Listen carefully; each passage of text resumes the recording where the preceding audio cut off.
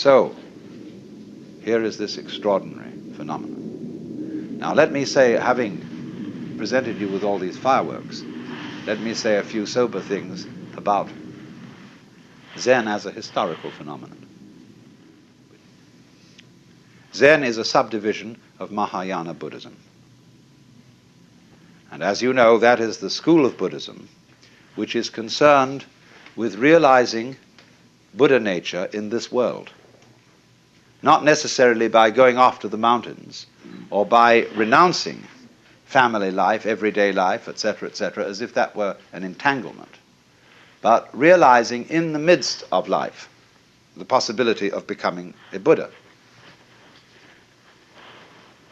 And so the great ideal personality of Mahayana Buddhism is the Bodhisattva, a word now applied to somebody who has attained nirvana, but instead of disappearing, comes back in many, many guises.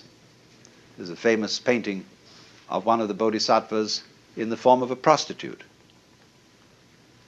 And bodhisattvas in Zen art are often represented as bums. There's the beautiful one over there, painted by Sengai, of the bum Hote, or Putai in Chinese, who's always immensely fat.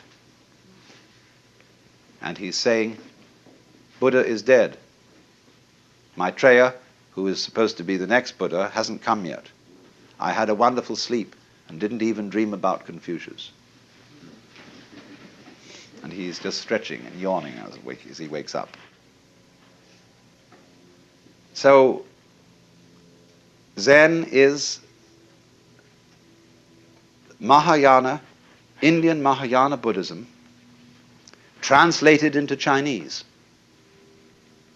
and therefore deeply influenced by Taoism and Confucianism. Zen monks brought Confucian ideas to Japan.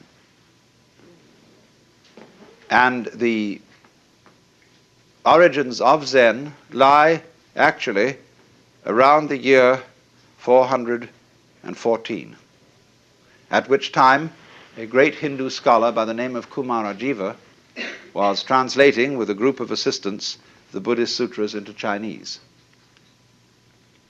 One of his students taught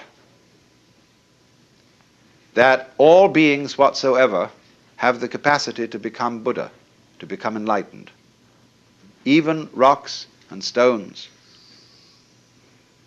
and that even heretics and evildoers have the Buddha nature or Buddha potentiality in them. And everybody said he was a dreadful heretic. But then a text called the Nirvana Sutra came from India, which said precisely that. So everybody had to admit that this man was right. He also began to teach that awakening must be instantaneous. It's a kind of all or nothing state. I don't mean that there aren't degrees of its intensity, but once you see the principle, you see the whole thing. As they say, when the bottom falls out of the bucket, all the water goes together. Those men then promulgated the way of sudden awakening. Bodhidharma came later, and he is supposed in legend to have been followed by a line of 6 patriarchs, of which he was the first. The second was named Eka, I'm using the Japanese pronunciation, who was formerly a general of the army.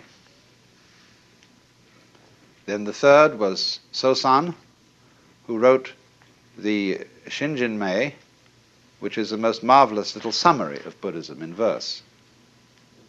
And so on till they came to Eno, the 6th patriarch. You know perhaps more familiarly his Chinese name, Huineng. He died in 715 AD. He's the real founder of Chinese Zen, the man who synthesized the whole thing and was at least his collected discourses are contained in what is called the Platform Sutra.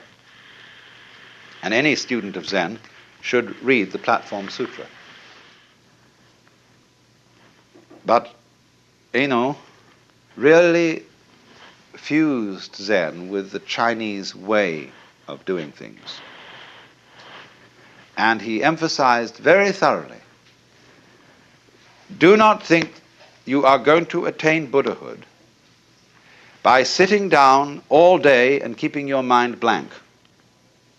Because a lot of those students who practiced dhyana, which is the Sanskrit for Chan, which is the Chinese for Zen, which is in turn Japanese, means meditation, or contemplation perhaps would be a better translation in English. And everybody thought that the proper way to contemplate was to be as still as possible. But according to Zen, that is to be a stone Buddha instead of a living Buddha. Now I can knock a stone Buddha on the head, clunk, and it has no feelings. And so it's a stone Buddha. There was a famous Zen master called Tanka, who went to a little lonely temple on a freezing cold night. And he took the Buddha image, one of the Buddha images off the altar, split it up and made a fire. And when the attendant of the temple came in the morning, he was horrified. Broke at the image, and Tanka took his stick, started raking in the ashes. And the temple priest said, "What are you looking for?" He said, "I'm looking for the sali, that is to say the jewels that are supposed to be found in the body of a genuine Buddha when he's cremated." So the priest said, "You couldn't expect to find sali from a wooden Buddha." In that case, said Tanka, "Let me have that other Buddha for my fire." That's, you see, the difference between living Buddha and stone Buddha. But a person who thinks that in order to be awakened, you have to be heartless, to have no emotions, no feelings, that you couldn't possibly lose your temper or get angry or feel annoyed or depressed, those people haven't got the right idea at all. If that's your ideal, said Eno, you might just as well be a block of wood or a piece of stone. What he wanted you to understand is that your real mind, while all those emotions are going on, is imperturbable. Just like when you move your hand through the sky, you don't leave a track. The birds don't stain the blue when they pass by. And when the water reflects the image of the geese, the reflection doesn't stick there. So, to be pure-minded in the Zen way, or clear-minded is a better way of translating it, is not to have no thoughts.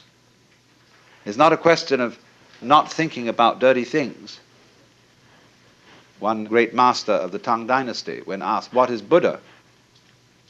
believe it or not, answered, "A dried turd." So it's not that kind of purity. It is purity, clarity, in the sense that your mind isn't sticky. You don't harbor grievances. You don't be attached to the past. You go with it, with life. Life is flowing all the time.